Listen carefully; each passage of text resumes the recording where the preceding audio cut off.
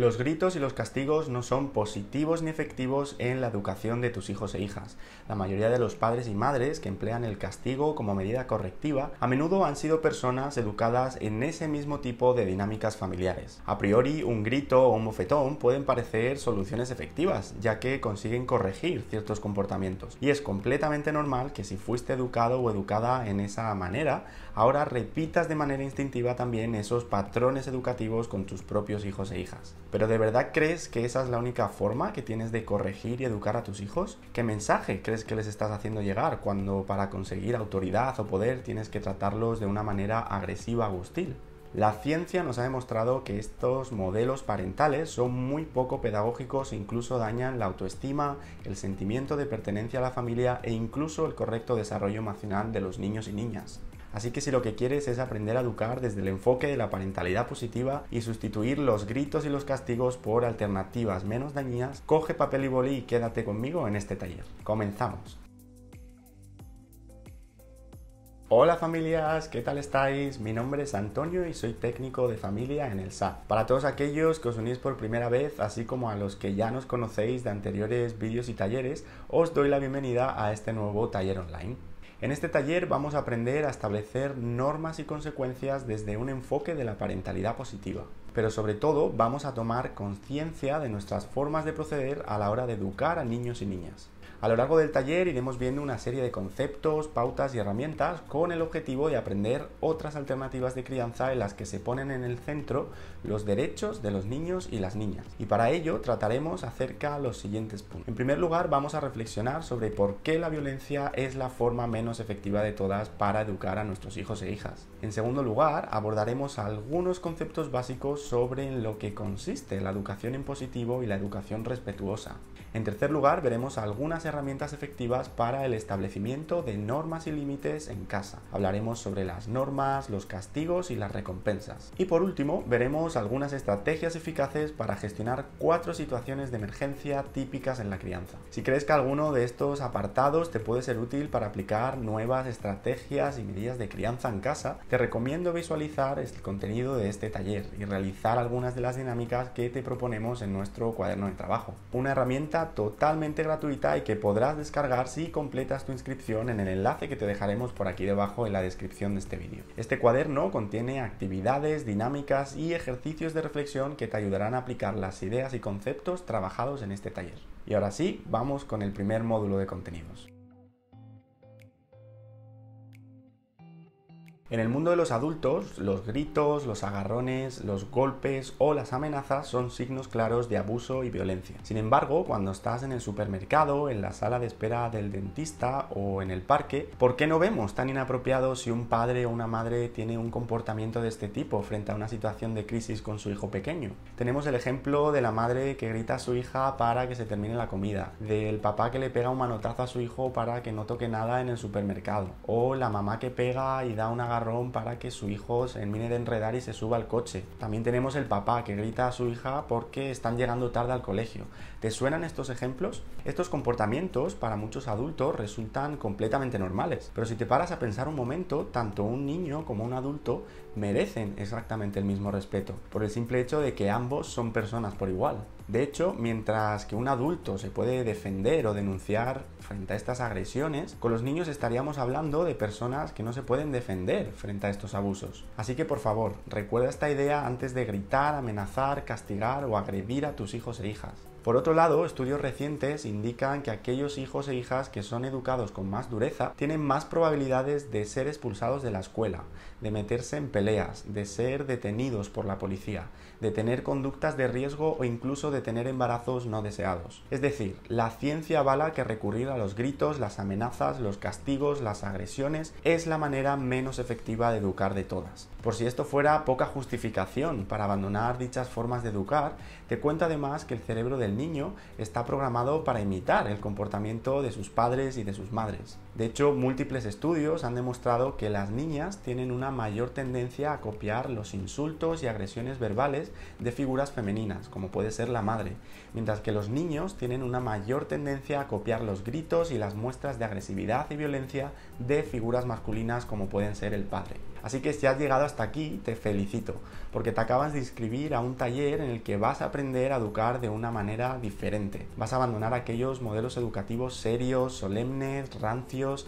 y vas a aprender a educar con serenidad, desde un enfoque positivo y teniendo en cuenta el impacto de tus acciones. Pero sobre todo vas a aprender a educar para fomentar relaciones familiares, basadas en la empatía, la tolerancia y el respeto mutuo.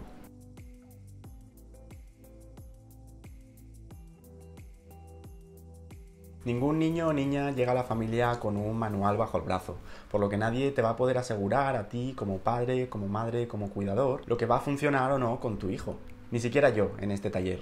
Date cuenta que todas las personas somos diferentes gracias a nuestra genética, nuestras experiencias, nuestro entorno, nuestras interacciones con otros, etc. Por lo que intentar predecir que si haces A va a ocurrir B es un planteamiento naif e imprudente. No obstante, a pesar de esto, sí que sabemos qué leyes del comportamiento humano favorecen el aprendizaje de tus hijos e hijas, el fomento de su autoestima o cómo educarles en valores como la independencia o el respeto. También sabemos qué cosas les duelen, qué cosas rechazan y qué tipo de comportamientos parentales y comentarios los alejan de nosotros. Y esto es justo lo que vengo a compartir contigo en esta sección de contenidos. Vamos a sentar las bases sobre lo que sí y lo que no favorece una educación basada en la serenidad y el respeto. Estrategias que no favorecen la educación en positivo. Lo primero a evitar son las agresiones físicas o pegar a tus hijos. Y este punto es completamente innegociable. Siento decirte que tu excusa de a mí me dieron unas cuantas tortas de pequeño y no tengo ningún trauma no justifica de ningún modo las agresiones a tus hijos. Pegar es la base de la agresividad y del poder mal entendido. Si tú pegas, tu hijo pega. Igual no lo hace contigo porque no se atreve, o igual sí, de mayor, cuando te saca una cabeza. Pero lo que está claro es que si tú pegas, tu hijo va a repetir estos comportamientos con sus amigos, con su futura pareja, con quien se le ponga chulito en la discoteca o incluso con sus futuros hijos. ¿Por qué? Pues porque tú habrás sentado las bases de que la violencia es la manera de tener el control y de que los demás obedezcan. Lo segundo a evitar en la educación de tus hijos o hijas son los gritos. Gritar no es tan lesivo como pegar, pero no deja de ser una humillación y una falta de respeto hacia el otro, sea un niño o un adulto. Cuando gritas muestras descontrol, falta de paciencia, de reflexión y el niño interpreta que puede contigo, ya que con el comportamiento que a ti te irrita, él consigue tu atención. Y por último, comparar, amenazar, criticar o humillar tampoco son estrategias efectivas para educar. No solo consiguen que tu hijo o hija se sienta inseguro y ridículo, sino que fomenta la rivalidad entre hermanos o con otros niños, así como sentimientos de odio y resentimiento, por lo que saca la crítica y las comparaciones de tu discurso educativo. Herramientas que sí favorecen una educación en positivo. La primera de ellas consiste en corregir desde el respeto, proponiendo soluciones en lugar de machacar con los errores o culpabilizar. Cuando le dices a tu hijo eres un desastre o siempre estás dando guerra, realmente no le estás diciendo nada de provecho. Por tanto, en lugar de hacer estos comentarios, es preferible corregir la conducta de tu hijo comunicándole lo que tú necesitas de él. Por ejemplo, en lugar de decir eres un impuntual, puedes decir necesito que salgamos de casa a las 8 para que los dos lleguemos puntuales. Tú al colegio y yo al trabajo. Puede que aún así tu hijo o hija no te obedezca, en cuyo caso tendremos que decidir qué consecuencias conlleva ese tipo de comportamiento. Pero sin embargo, lo que está claro es que la otra manera de corregir hace que tu hijo se sienta atacado y etiquetado, y así tampoco conseguimos que mejore su comportamiento. La segunda estrategia consiste en favorecer los errores frutos de la iniciativa, la creatividad o el intento. Tenemos que educar a personas valientes y proactivas y con propuestas. Permite que tu hijo o hija tome la iniciativa en alguna de sus rutinas, que escoja la ropa que va a ponerse o que decida sobre sus optativas en el instituto, sus amigos, sus ideas religiosas, políticas, etc. Con todo ello, cabe la posibilidad de que se equivoque y se frustre, pero permite que desarrolle el pensamiento crítico, la curiosidad y sobre todo que tenga ideas. Es decir, valora sus intentos, enséñale a analizar los errores y a buscar alternativas y soluciones, en lugar de machacarles, pues de lo contrario te vas a estar cargando la iniciativa de tu hijo. Y te recuerdo que esta es una habilidad que debes potenciar desde la infancia. La tercera herramienta consiste en potenciar la autoestima de tus hijos o hijas. Potenciar la autoestima de tus hijos ya sabemos que les ayuda a ver dónde está su valor y lo que son capaces de aportar, es decir, lo que les otorga más seguridad y confianza en sí mismos. Si quieres aprender herramientas y pautas sobre este tema en concreto, tienes todo un taller online dedicado exclusivamente a esta temática, así que corre a buscarlo en nuestro canal canal de YouTube. Y por último, interésate sin juzgar. A menudo, cuando nuestros hijos o hijas vuelven del colegio, los papás y las mamás solemos preguntar qué tal han comido ese día, o si han estado atentos en clase, si les han dado alguna nota o cómo les ha salido ese examen de matemáticas que tenían hoy. Sin embargo, a tus hijos estos temas no les interesan en absoluto y quieren lo mismo que tú, que es decir, hablar de lo que se interesa. Así que cambia tu aburrido repertorio de preguntas y empieza a preguntar a qué han jugado ese día en el patio, si han pasado algo divertido con los compañeros, o quién ha sido la profesora más graciosa, o simplemente cómo están sus amigos. Y para que este diálogo funcione, además, es importante que no juzguemos cuando están contando algo que para ellos es importante. Limítate a escuchar y a preguntar desde la curiosidad. ¿A ti qué te parece lo que ha hecho tu amiga? ¿Tú estás de acuerdo con cómo se ha comportado? De esta manera logramos que nuestros hijos e hijas tengan confianza en nosotros y vengan a contarnos sus aventuras y hazañas del día a día. Todas estas estrategias generales serían una recopilación de lo que sí y lo que no favorece una educación en positivo y desde el respeto. Ahora vamos a ver cómo materializamos estas estrategias específicamente en el establecimiento de normas y consecuencias en casa.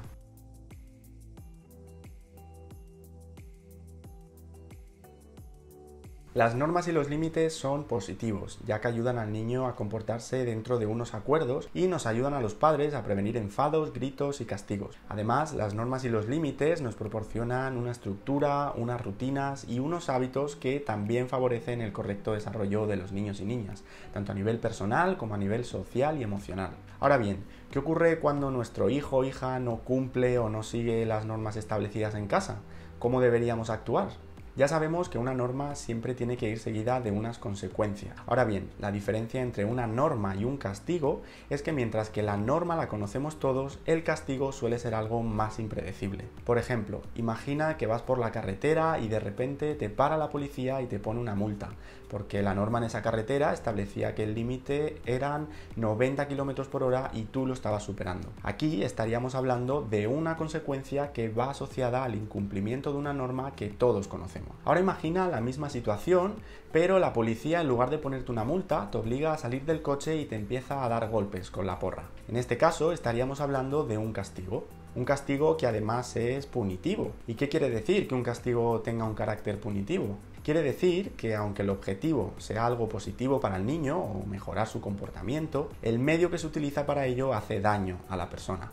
Además, el castigo tiene muy poca o ninguna eficacia a la hora de mejorar el comportamiento de los niños a largo plazo. De hecho, la ciencia ha demostrado que los castigos pueden incluso reforzar el mal comportamiento de los hijos. Y la razón de esto es muy sencilla. La atención de un niño o de una niña es lo que dirige su comportamiento. Y si constantemente estamos poniendo la atención en las cosas que nuestros hijos hacen mal, es muy probable que vuelvan a repetir esos comportamientos negativos. Además, los castigos también generan baja autoestima, ansiedad y miedo en los niños. Y cuando los niños están asustados, sienten inseguridad y terminan tomando peores decisiones, lo que también les llevará a más comportamientos negativos. Como ves, esto es una pescadilla que se muerde la cola. Una de nuestras responsabilidades como padres es educar y decir a nuestros hijos lo que pueden y lo que no pueden hacer. Ahora bien, nadie ha dicho que haya que poner cara de brujas o de malvados cada vez que queramos corregir un mal comportamiento o poner una norma o un límite a nuestros hijos. Por lo que vamos a ver algunas herramientas y pautas que sí son efectivas y que podemos utilizar para establecer normas y consecuencias de una manera efectiva, sin dramas y a la vez respetuosa con tus hijos e hijas. La primera estrategia que tenemos para poner normas y límites es ponerlos pronto. Por ejemplo,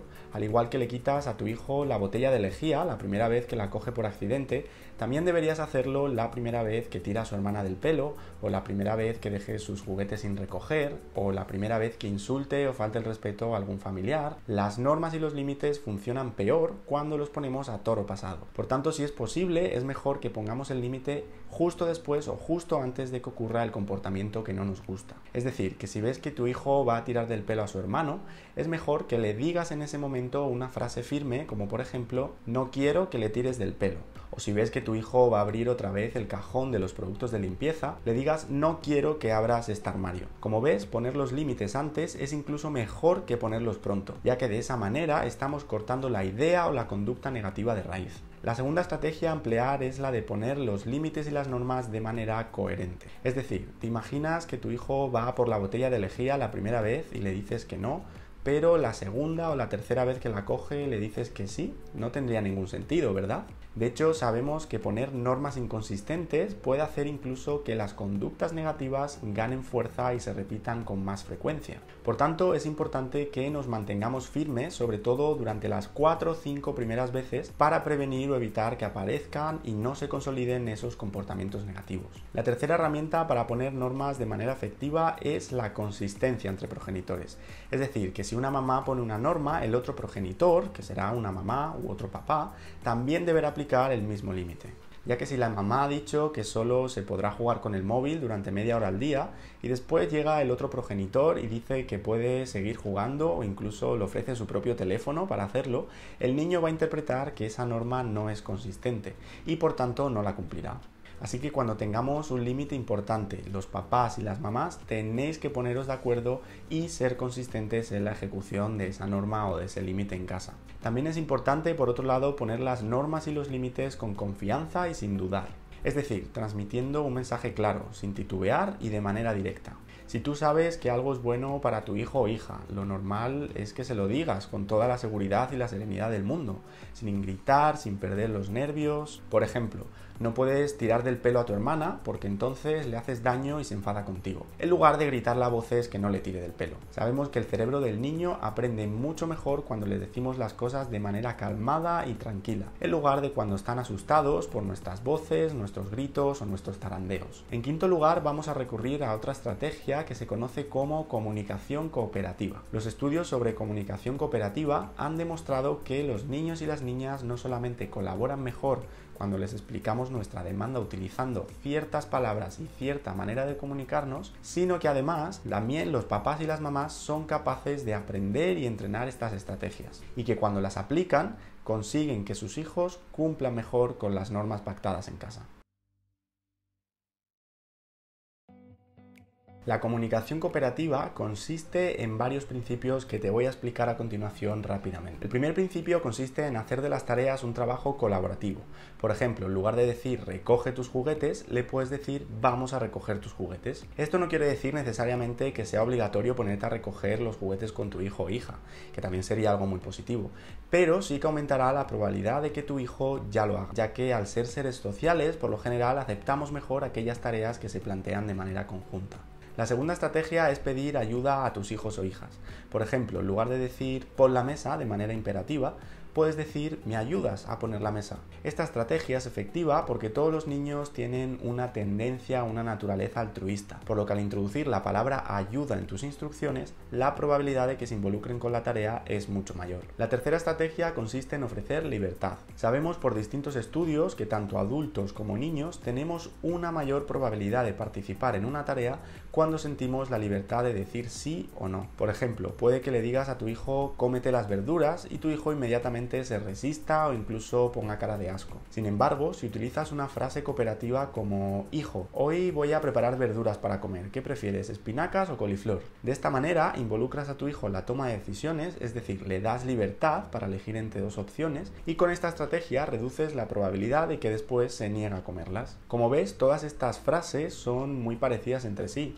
Sin embargo, la ciencia ha demostrado que cuando dejamos a un lado las órdenes y empezamos a emplear una comunicación más cooperativa, más amable, la probabilidad de que tus hijos cumplan con tus peticiones es mucho mayor. Y por último, ya sabemos que los enfados y los gritos no son efectivos para el aprendizaje, por lo que pongamos los límites con firmeza, pero también con cariño y con respeto, y sobre todo cuidando la relación con tu hijo o hija. Siempre que nuestra actitud sea clara, firme, segura, el niño va a entender el límite a la perfección. Ahora bien, el establecimiento de normas y límites no queda solamente supeditado a la comunicación de esa norma o de ese límite, sino que tenemos que supervisar si finalmente se cumplen o no, por lo que también actuaremos de manera diferente cuando nuestros hijos las consigan cumplir o por el contrario cuando las ignoren o las incumplan. Para el primero de los casos, cuando nuestros hijos sí que cumplen con esas normas planteadas, el objetivo es conseguir reforzar ese comportamiento, de manera que aumente la probabilidad de repetición de ese comportamiento en otros entornos, es decir, que la próxima vez que ocurra una situación parecida o similar, nuestros hijos vuelvan a actuar de la manera que le hemos enseñado. Y en relación a esto, hay multitud de estrategias para reforzar a nuestros hijos e hijas. Sin embargo, no todas todas son igual de efectivas. Por ejemplo, solemos pensar que la mejor estrategia para conseguir que nuestro hijo cumpla con las normas o con ciertas obligaciones es ofrecer premios o recompensas. Por ejemplo, le das a tu hijo un helado de postre cuando ves que se ha comido todas las verduras, o le dices a tu hijo que le comprarás X juguetes si consigue aprobar todas las asignaturas del colegio.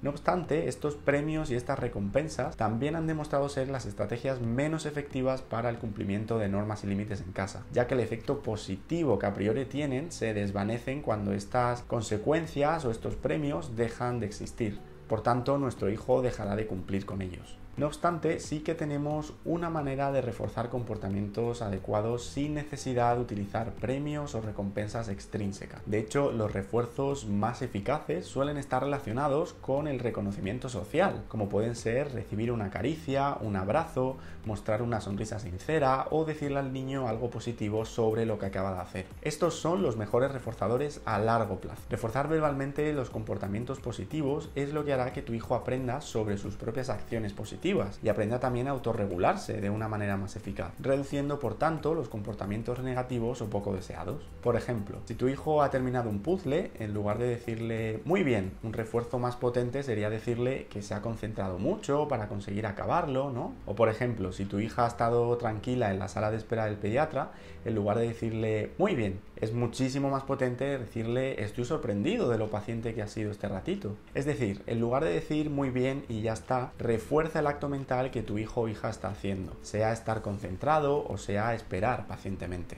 Esto va a aumentar la probabilidad de que en la siguiente ocasión también se concentre en hacer otro puzzle o en estudiar, o que también espere pacientemente cuando estéis en otra sala de espera. Es decir, es más importante reforzar el proceso que está ocurriendo en el cerebro de tu hijo que lo bueno que fue el acto en sí. Por tanto, a modo de recapitulación, en la medida de lo posible evita regalos o premios alimenticios, y si quieres reforzar algún comportamiento positivo de tu hijo o hija, utiliza en su lugar el refuerzo verbal o las palabras de apoyo. Vamos ahora con la segunda situación, cuando nuestros hijos e hijas no cumplen con las normas o con los acuerdos pactados. Ya hemos visto que el camino del castigo, sea del tipo que sea, no es una estrategia eficaz. Puede que resulte útil para resolver algún conflicto a corto plazo, pero sin duda no facilita la integración ni cumplimiento de normas a medio y a largo plazo. Y además realmente no estás generando ningún aprendizaje con tu hijo o hija. Por tanto, en lugar de utilizar el castigo, vamos a recurrir a lo que conocemos como consecuencia, que consiste en avisar a nuestro hijo con anterioridad lo que supone el incumplimiento de una norma o de un límite en casa. Por ejemplo, si hoy te pasas con el tiempo de uso del móvil, mañana te voy a descontar los minutos que podrás estar con el teléfono móvil. O si no cuidas los juguetes adecuadamente, tampoco te daré juguetes nuevos. O si no terminas tus deberes, no podrás salir a jugar a la calle.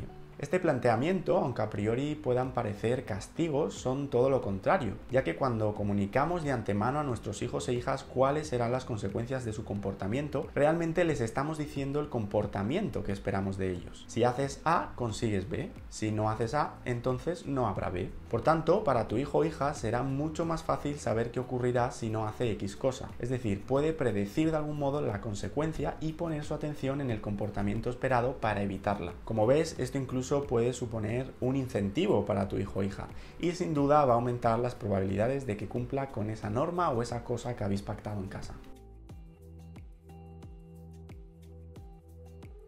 En este último bloque vamos a ver algunas herramientas eficaces para abordar aquellas situaciones de la crianza en la que sentimos que estamos desbordados o a punto de perder los nervios. Como ya sabemos, este tipo de situaciones suelen ocurrir debido a la falta de paciencia, cuando estamos cansados a la falta de sueño o cuando hay demasiados estímulos en nuestro entorno. Por ejemplo, cuando hay muchos niños gritando a la vez, junto con la televisión encendida de fondo y además estás pendiente de que no se te queme lo que estás cocinando, pero a la vez tienes que estar pendiente también de que nadie se haga daño, etc. Ya sabemos también que la mejor manera de evitar los gritos es prevenir la situación, en la medida de lo posible. Simplemente apagando la televisión, intentando pedir a los niños que hablen uno por uno o identificando que estamos demasiado cansados y pidiendo a nuestra pareja o algún familiar, si los tenemos, que nos cojan el relevo durante durante un rato. No obstante, vamos con algunas estrategias que también te pueden resultar muy útiles para gestionar 4 conflictos típicos que surgen en situaciones de crianza. La primera de las herramientas tiene que ver con cómo ayudas o cómo acompañas a tu hijo en una situación de pataleta. Es decir, en estas situaciones de emergencia, de rabieta, a menudo se suelen juntar el enfado que sentimos al ver que nuestro hijo o hija se está comportando mal con la impotencia que sentimos también al no saber cómo ayudarle. Y cuando ya lo hemos intentado todo y nada funciona, a menudo lo que hacemos es preguntar con una frase hecha que tampoco ayuda mucho en absoluto al niño a salir de esa situación de rabia, de frustración o de enfado.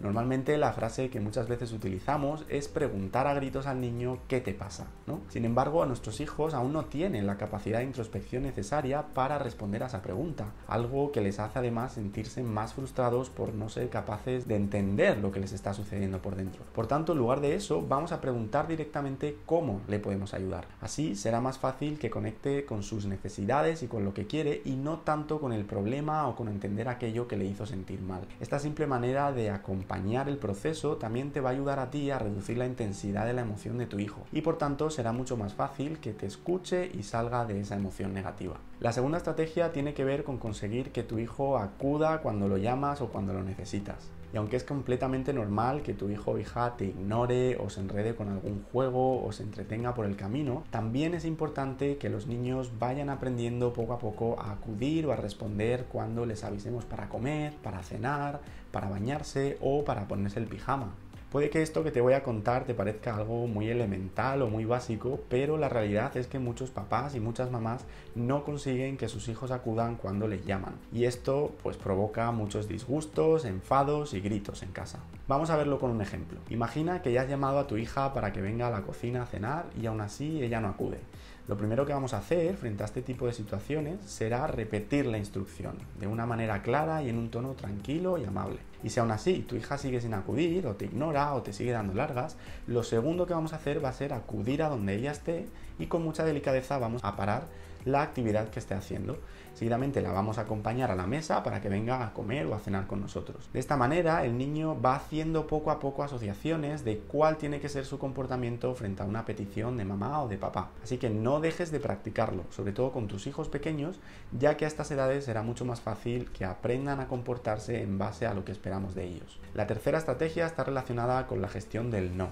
Recuerda que tus hijos se van a frustrar, van a gritar o van a coger una rabieta cuando no les compres ese juguete que han visto en el escaparate o cuando no consigan salirse con la suya. En definitiva, cuando les des una negativa por respuesta y esta no sea bien recibida. Y es completamente normal. Tus hijos están aprendiendo a gestionar emociones complejas como la frustración o la confusión. Frente a este tipo de situaciones, es importante que pongamos límites desde la calma y ofrezcamos sobre todo razones y explicaciones de por qué ese no, ya que tu hijo no se va a quedar satisfecho simplemente con un no. Sin embargo, si le das una razón, poco a poco va a ir moldeando su forma de pensar y también va a ser capaz de ir ajustando sus expectativas en base a las enseñanzas de papá y de mamá. Así que recuerda, siempre que tengas que decir que no, hazlo con seguridad, convicción y confianza, y ofreciéndole a tu hijo las razones de por qué no puedes satisfacer esa petición o esa actividad que te pide. Acompáñalo en esa emoción, a la vez que mantienes firme tu negativa, y sobre todo, acompáñale a ajustar esas expectativas que tiene con respecto a las peticiones que hace. Y por último, la cuarta estrategia tiene que ver con la repetición de las normas y los límites. Ya sabemos que por regla general los niños no hacen caso a la primera, y que en múltiples ocasiones es necesario repetir las instrucciones una y otra vez. Este razonamiento a priori parece muy lógico, pero lo que suele ocurrir a los papás y a las mamás es que durante este proceso pierden la paciencia y las formas, ya que a nadie le gusta tener que repetir algo 15 o 20 veces hasta que la otra persona consigue prestarnos atención o cumplir con nuestra petición. Por tanto, frente a este tipo de situaciones, las pautas que nos van a servir van a ser la calma, la insistencia y la convicción. La calma para evitar que la situación escale a un conflicto mayor, sobre todo para que lo que le llegue a tu hijo sea el mensaje y no un contenido distorsionado con un grito o una cachetada.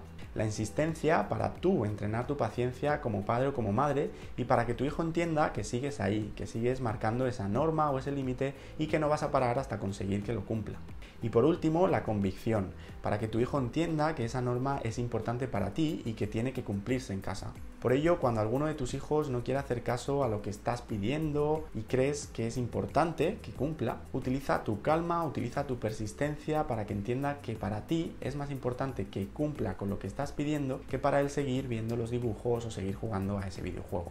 No obstante, también es importante que identifiques o que aprendas cuándo puedes flexibilizar. Por ejemplo, si quieres que tu hijo se meta en la bañera, igual puedes esperar 2 o 5 minutos a que termine su capítulo favorito, ya que después será mucho más fácil que tu hijo acceda a esa petición. O si en ese momento preciso consideras que sí que es importante que haga algo de manera inmediata, lo que puedes hacer es aprovechar para explicarle los motivos o la importancia de hacer esa cosa justo en ese momento en que la estás pidiendo, ya que a veces con una simple explicación conseguiremos evitar el conflicto y hacer ver a nuestros hijos que lo que estamos pidiendo es realmente importante para nosotros. Como veis, frente a este tipo de situaciones de emergencia, no se trata tanto de ser rígidos o de someter a nuestros hijos o hijas, sino que lo más importante va a ser mantener la calma y acompañar esas emociones tan negativas y potentes. Con esto conseguiremos que poco a poco los niños vayan interiorizando una serie de normas que son importantes para la convivencia y que tanto a corto como a largo plazo les servirán para moverse en otras situaciones y contextos. En definitiva, porque en cualquier entorno al que tus hijos acudan